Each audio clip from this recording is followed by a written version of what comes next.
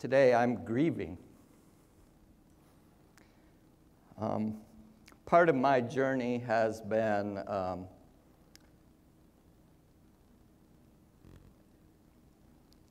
kind of leaving a segregated church and joining black church and being received at first somewhat hesitantly and then extremely welcome.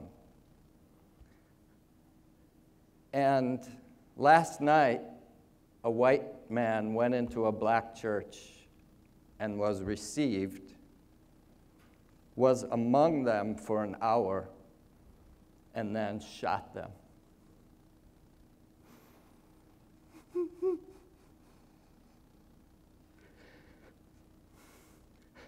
So all the blessing that I have received in those churches and from other communities of black people has been betrayed. But it's just part of the story of betrayal. I mean, it happens again and again. But it seems so sad that someone would enter a church and associate with people. So this is what we thought was safe space.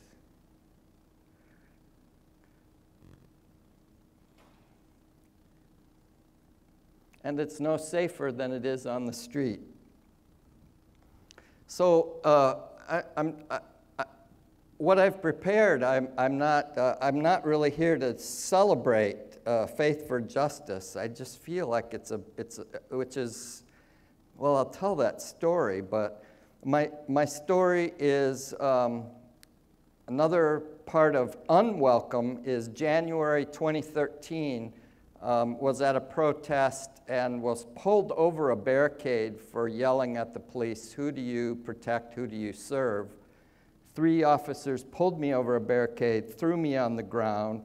7 officers were around me, handcuffed harshly, a boot on my neck. I reached out before I was handcuffed to get my glasses, and an officer reached down and crushed them. And then the narrative that came to me was that I trespassed, I resisted arrest, and I was interfering with the police. So when I heard Mike Brown's story, I didn't believe the narrative and joined the protesters, and have been inviting other people from the church to participate in that community, led by 3 people here in particular, and by others in Ferguson, and that's what Faith for Justice is trying to do.